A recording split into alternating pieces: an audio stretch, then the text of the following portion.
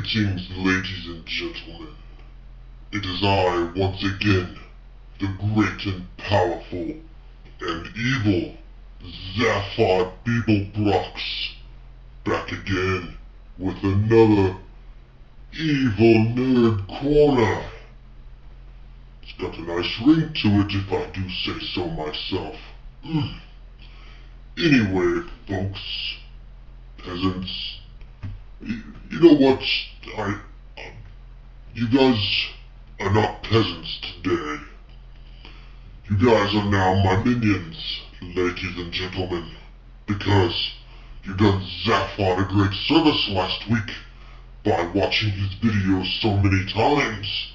I was quite surprised by how many people viewed the video, how many likes it got. It was quite impressive. It didn't bring a tear to my eye, but it did bring a little light to my black heart. So, with that being said, let's get a little more festive, shall we?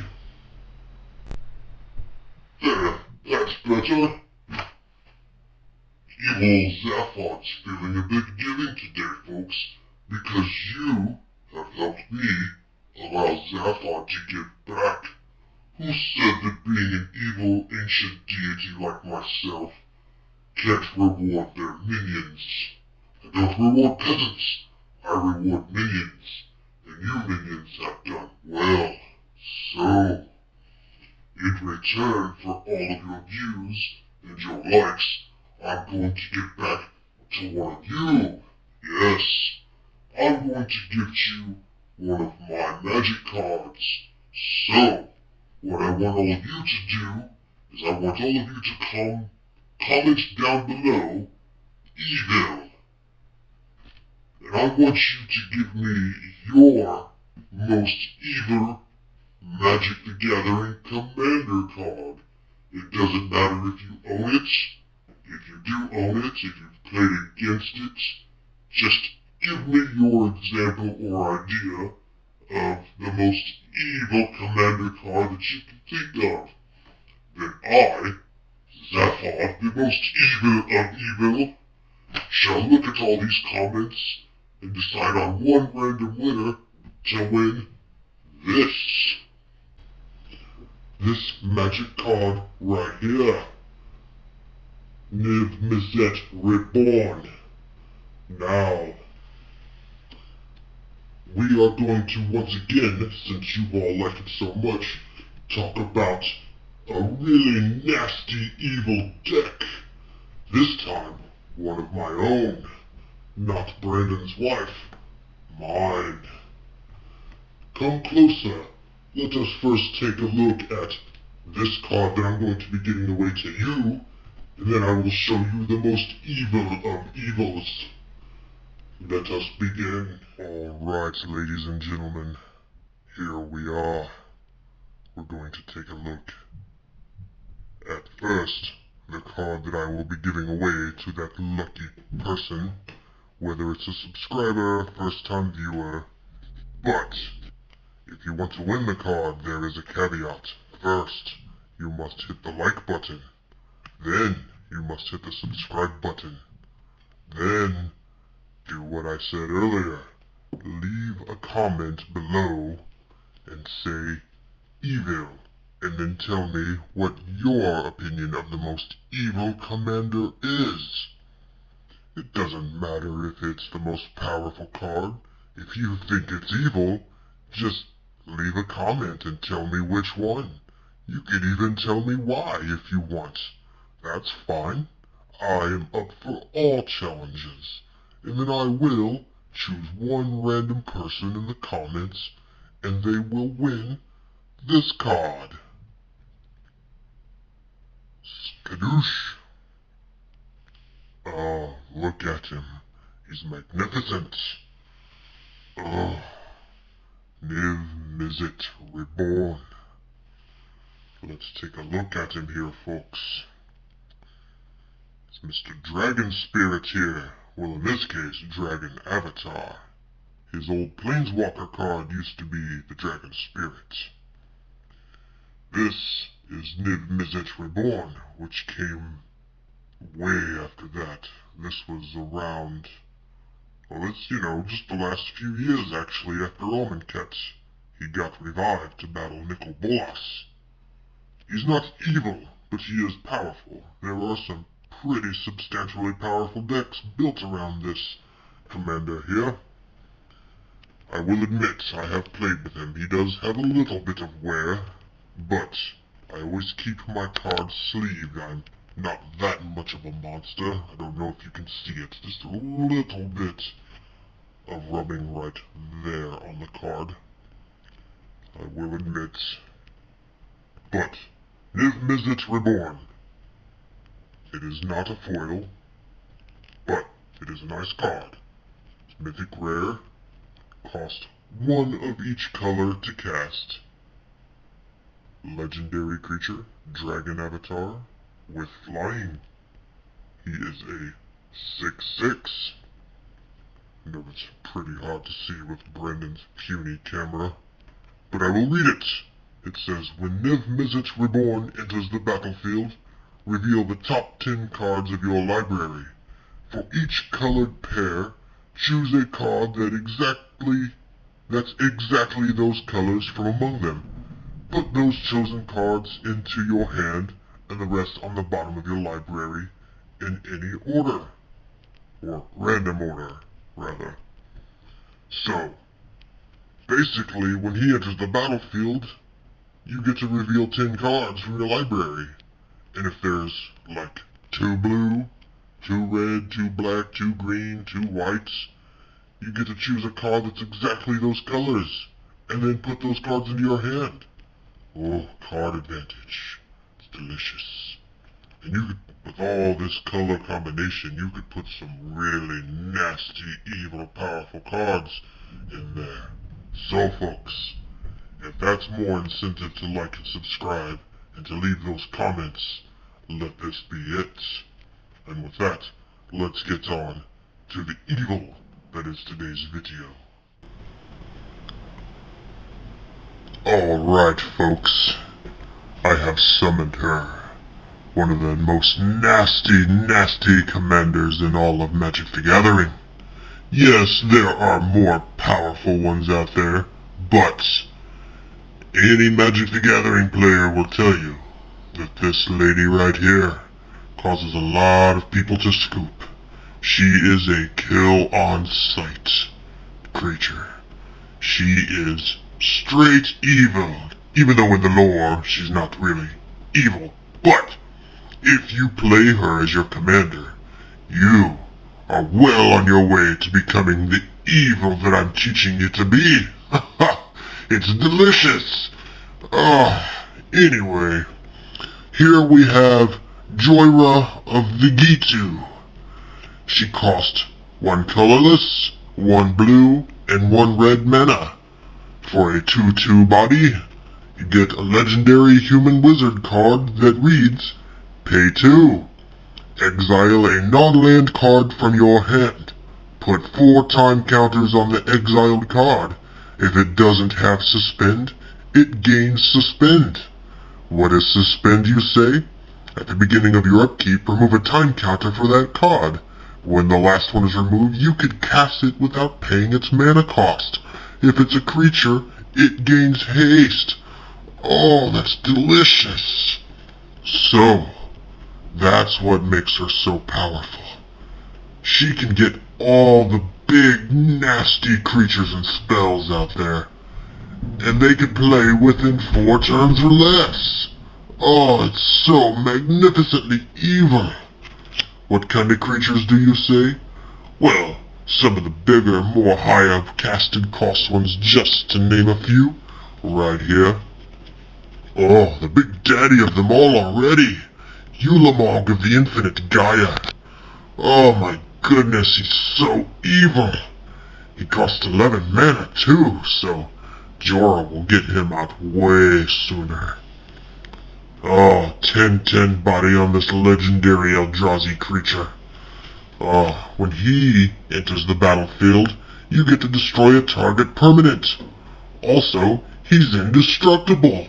Also, he has Annihilator 4.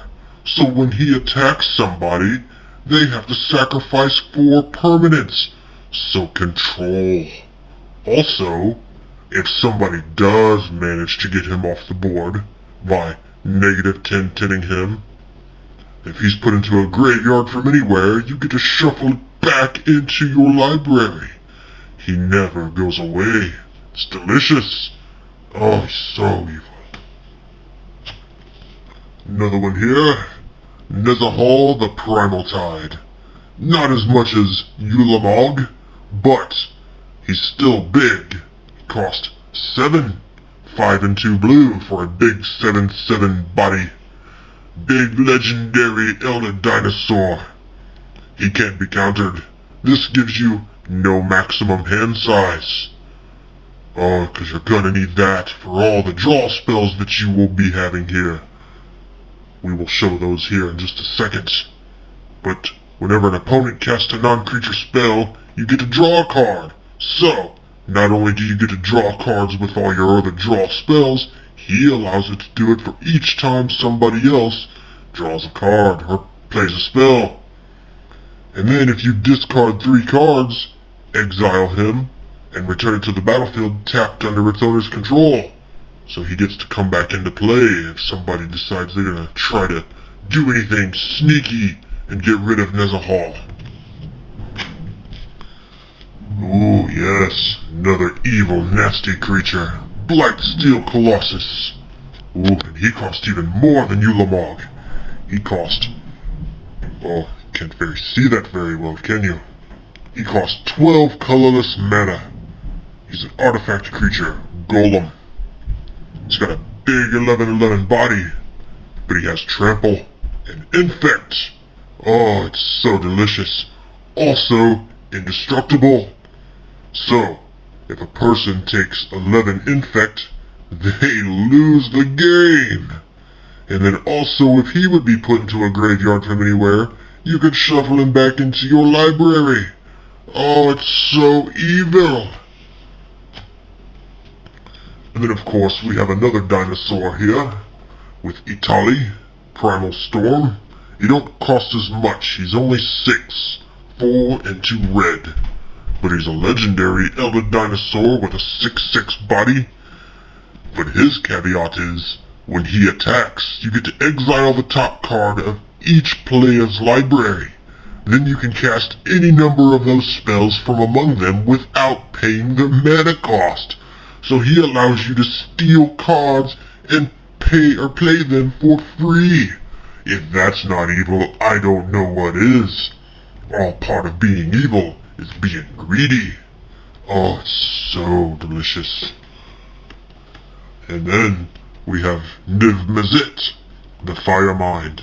This is the older version of the card that I'm giving away. This is the old Niv-Mizzet. This is Niv-Mizzet Reborn. Obviously a bit more powerful here as far as the lore is concerned, but this one is in our color scheme. Costs 2 red, 2 blue, and 2 colorless for a 4/4 flying.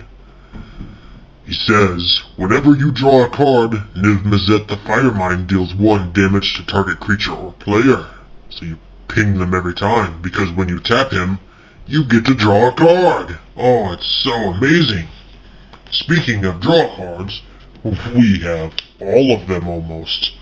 This is just a few that I have here, for example. We've got some more expensive ones like Serum Visions, which is only a singular blue to cast.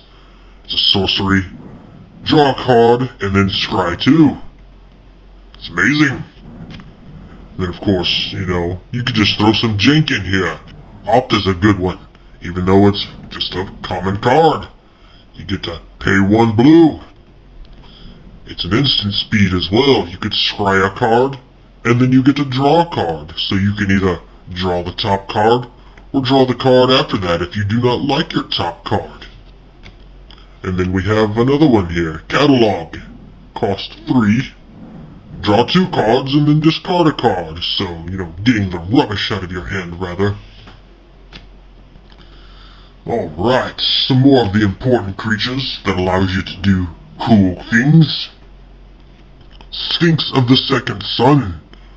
Another creature that Jhoira will be very good at getting out because he costs 8, 6 and a blue, for a 6/6 flying creature, Sphinx. This says at the beginning of your post-combat main phase. So after combat, you get an additional beginning phase after this phase.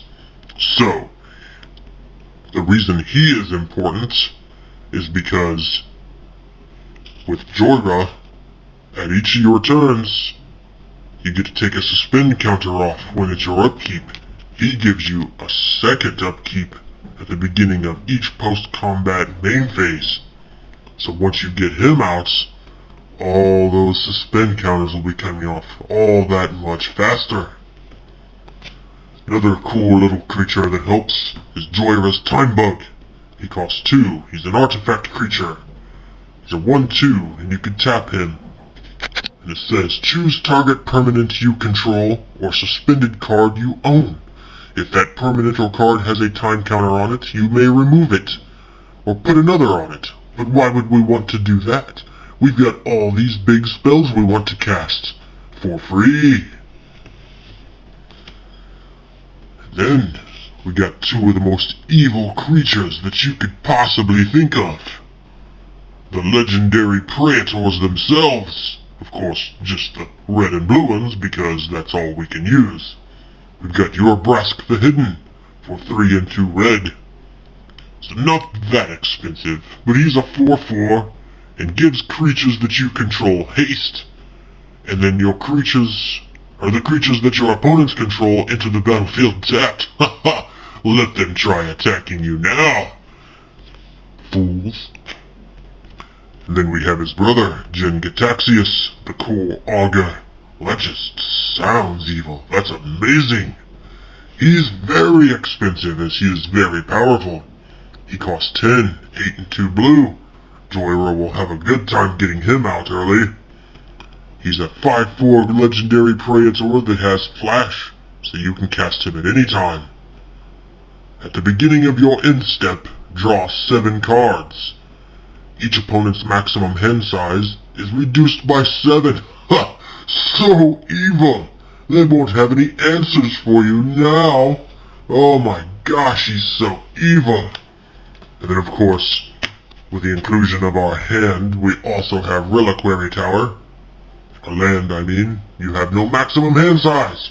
Also, Zaphod gives us no maximum hand size. It's fantastic. As far as mana ramping to get Jhoira's thing to go off, we've got all of our awesome mana rocks. Soul Ring, Felwar Stone, Thran Dynamo, all of which, tap for colorless mana.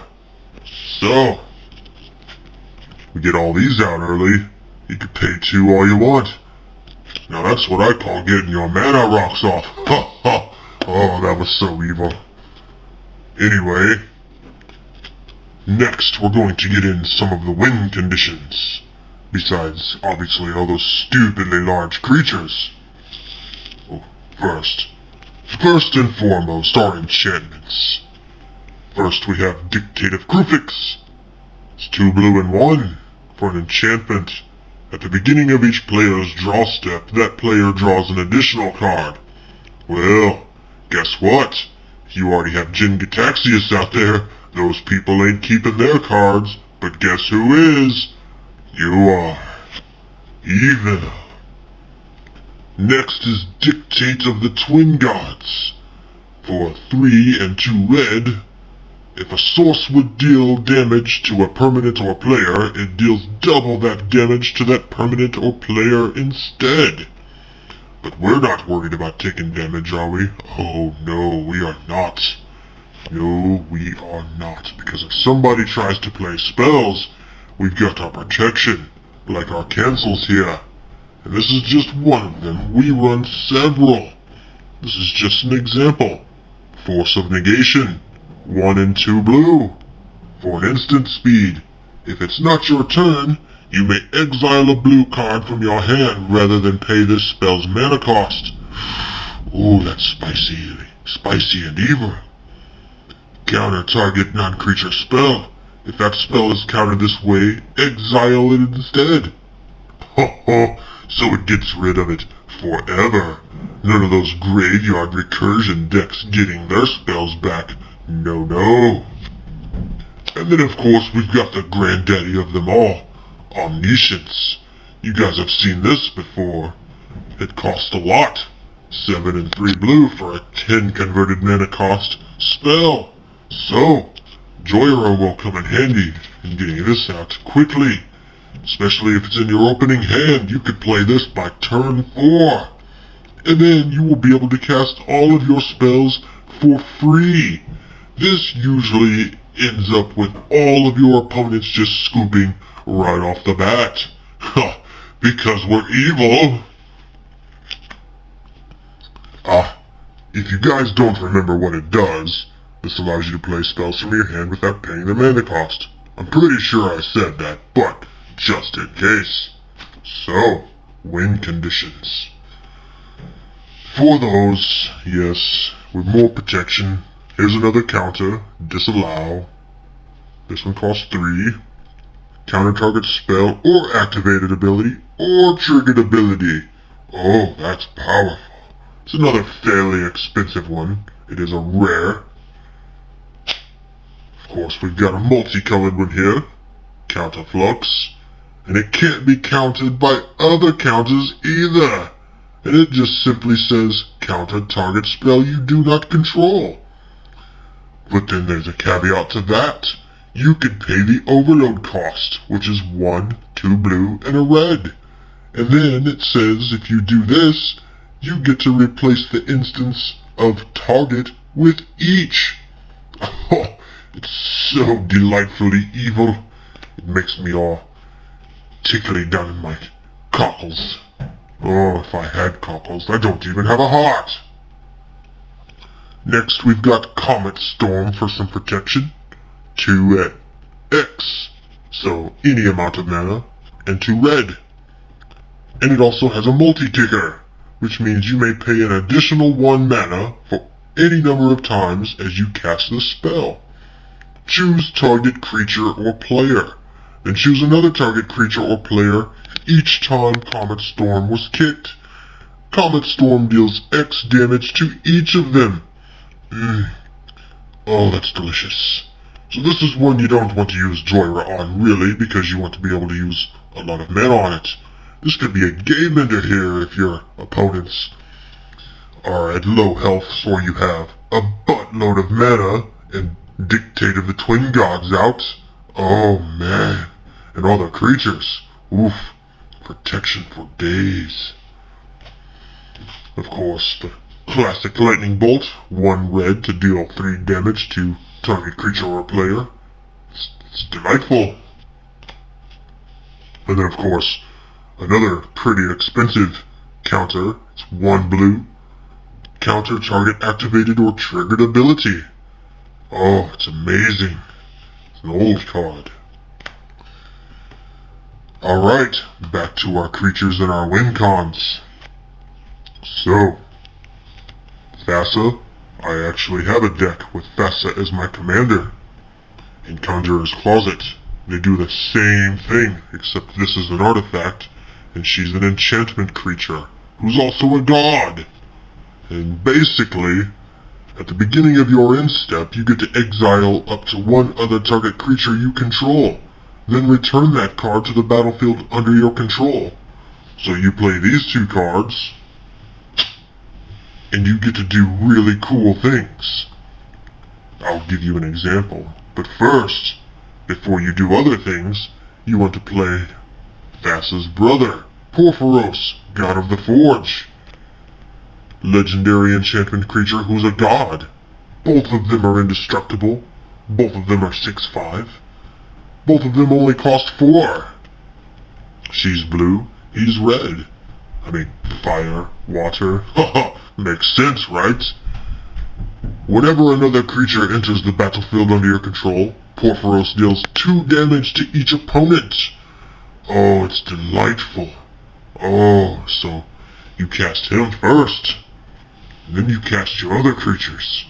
And every time another creature comes into the battlefield, Porphyros deals damage to every opponent. Now, here's where Thassa and Conjurer's Closet becomes fun. You take people like Talrand, the Sky Summoner, who is a legendary merfolk wizard for 2 and 2 blue. Whenever you cast an instant or sorcery spell, you get to create a 2/2 blue drake creature with flying. Murmuring Mystic. Whenever you cast an instant or sorcery spell, you get to create a 1/1 blue bird illusion token with flying. And Young Pyromancer. Whenever you cast an instant or sorcery spell, you get to put a 1/1 red elemental creature with... Not flying, you fool. Just an elemental creature token onto the battlefield. So every time you cast a spell for either of these guys, you create more creatures. Which also sets off Porphyros, which damages everybody. And also for double damage if you have Dictate of the Twin Gods out. Oh, it's delightful. And then we've got a bunch of creatures like... Oh, who's this? This is all-powerful Urza, Lord High Artificer. Probably one of the most overpowered cards in all of Magic the Gathering. It's probably why he's banned in almost everything except for Commander. He costs regular 2 and 2 blue. Legendary Human Artificer for 1 and 4. Well, what does he do, you ask? When he enters the battlefield, you get to create a 0/0 colorless construct artifact creature that reads, this creature gets +1/+1 for each artifact you control. Oh my goodness, that's so evil. Especially when combined with these 3 cards. So you play Urza. And then Porphyros will go off, dealing 2 damage, or 4, depending on if you have the other thing out. And then you will get a colorless Thopter creature, or construct creature, which will then ping Porphyros again. Oh, delicious. All the damage. And then, at the end of your steps, you can use Conjurer's Closet and Thassa to exile Urza until the end of your step, or the beginning of your end step, rather, and then bring him back. When he comes back, kicks off Porphyros again, and also adds another construct, which pings Porphyros again. All the damage, it's so evil. And just like him, we have Pia Nalar for 2 and a red. And she reads, when she enters the battlefield, you get to create a 1/1 colorless Thopter artifact creature token with flying. You can pay 1 and a red, and give target artifact creature +1/+0 until the end of turn. Or sacrifice an artifact, and target creature can't be blocked this turn. Oh, she's delightful. When she enters, she does the same thing as Urza. Oh, it's delightful. And of course, if you've got them both out, Conjurer's Closet or Facet can be used on one, and the other can be used on this creature for all the combinations of destruction at your disposal. Oh, it's delicious. Urza, I might add, also says, pay 5, shuffle your library, then exile the top card. Until the end of turn, you may play that card without paying its mana cost. Because what else do we like to do in this deck besides get things for free? Oh my god, it's so evil. And of course, here we've got more protection. In the land, Maze of Ith, you tap it to untap a target attacking creature, so they won't do anything to you. And of course, Lightning Greaves. Oh, yes. Who do we want to equip with this? Why, Jhoira, of course, because we don't want people killing her like the pesky peasants they are. No. And of course, haste isn't so bad You could use lightning greaves or swift foot boots. We've got both in this deck because we're evil. So, those three guys up there, when you cast instant or sorceries, you get to create the token creatures. Correct? Correct. Which pings Porphyros. Well, what do we have for sorceries? Well, we have things that will allow us to get time counters off even faster.